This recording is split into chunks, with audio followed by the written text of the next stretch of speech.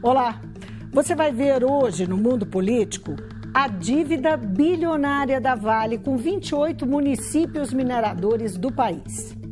A denúncia de sonegação dos royalties do minério e reivindicações de mudanças no setor minerário estão em 2 documentos entregues aos candidatos à presidência da República pela AMIG, a Associação dos Municípios Mineradores de Minas Gerais e do Brasil.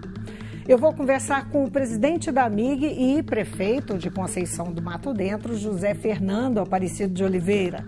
Prefeito, obrigada por atender o mundo político. Eu que agradeço, Vivi. Prefeito, vamos começar por essa dívida incrível, são 2,2 bi, não é? E tem a ver com a CEFEM, não é? Exato. Que é a contribuição, é o royalty do minério. Exato. Por que a Vale se nega a pagar? Há quanto tempo essa dívida existe? Enfim, vamos entender o que é essa dívida. Olha, essa é uma dívida não só com os municípios, esses 28 municípios brasileiros, mas sobretudo com o país, né? E nós temos também que parte dessa dívida é também do governo do estado, né? Em torno de mais de 500 milhões pertencem ao governo de Minas, né? E inaceitável a Vale, depois de uma dívida que foi auditada pela Agência Nacional de Mineração, foi reconhecida pela AGU e teve 13 sentenças judiciais, né, favoráveis e reconhecendo a dívida e mandando a Vale pagar. Fica essa procrastinação, né, utilizando de recursos judiciais para deixar de pagar uma dívida líquida e certa com os municípios, com o estado de Minas, com outros estados brasileiros e com o Brasil, com a sociedade brasileira, né? Com a sociedade mineira. Esse documento levou um nome, Carta de Ouro Preto. De Ouro Preto. Ouro Preto tem quantos milhões a receber? Em torno de 400 milhões. E de um minério que já foi vendido, teve lucro, né? E não pagou a contribuição financeira sobre a exploração mineral, a CEFEM, devida a esses municípios e ao Estado e ao Brasil. A Vale reconhece a dívida. A Vale está recorrendo, né, das sentenças judiciais que já perderam 13 ações na Justiça e a Vale recorre. Mas com base em que ela recorre? Com base em recursos infindáveis que ficam procrastinando, adiando esse recurso que para eles talvez representam muito pouco, tendo em vista o faturamento e a lucratividade que tiveram, inclusive, ano passado, mais de 120 bilhões de lucro líquido, né? E uma dívida de 2,2 bilhões, né, de mais de 20 anos, com 28 municípios que poderiam estar sendo investidos em saúde, educação, infraestrutura e, sobretudo, diversificação econômica, uma vez que é uma atividade finita. Minério não dá 2 safras, como já dizia Arthur Bernardes. Agora, prefeito, só uma questão que eu acho que vale a pena colocar. O PIB brasileiro, 10% do PIB brasileiro vem do minério, não é? Não teria aí, existe um grau, a gente sabe que os municípios mineradores têm um grau de dependência grande da mineração. Uma minerodependência, vamos dizer assim. Pode ser.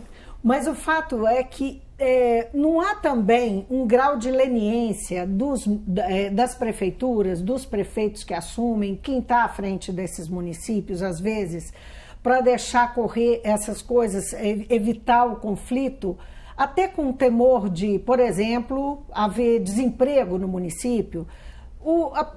As prefeituras, em que medida as prefeituras ficam reféns de uma Vale?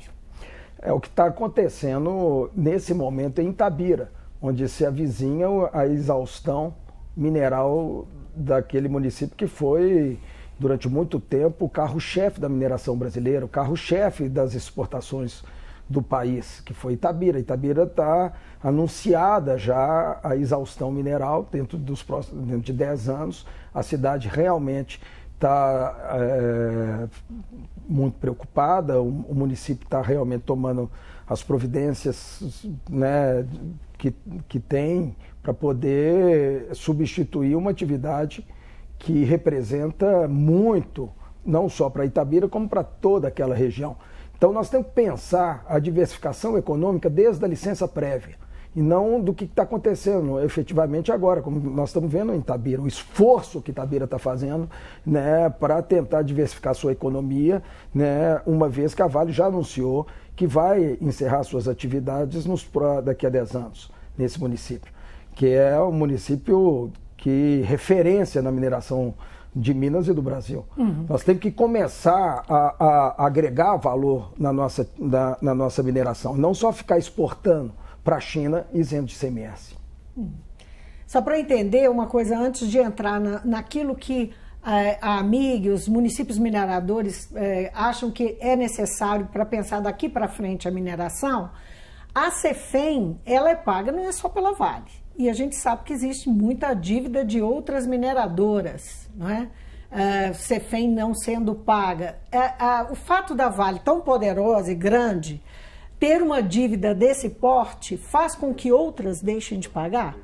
Olha, nós temos 2 casos aí que nós temos que estar muito atentos, né? A questão da CEFEM, ela é uma contribuição que não é um imposto, né? É uma contribuição financeira sobre a exploração de um bem natural não renovável pertencente à União, ou seja, toda a sociedade brasileira. Nós temos uma dificuldade muito grande na fiscalização do pagamento desse tributo. Para se ter uma ideia, nós temos hoje apenas 7 fiscais para o Brasil inteiro, dentro da Agência Nacional de Mineração, para fiscalizar a CEFEM, de todas as mineradoras do Brasil. Acabamos de fazer um convênio de delegação de poder entre a AMIG e a Agência Nacional de Mineração, que nós estamos elevando a quase 100 novos fiscais. Mas como? Com os municípios indicando esses fiscais, a agência capacitando esses fiscais dentro de uma qualificação técnica e profissional, para que a gente possa, na ponta, estar podendo fiscalizar essa atividade que nós precisamos, mas porque, sobretudo depois de Brumadinho e Mariana, surge uma nova mineração que tem que ter no seu DNA a segurança, a sustentabilidade e a diversificação econômica.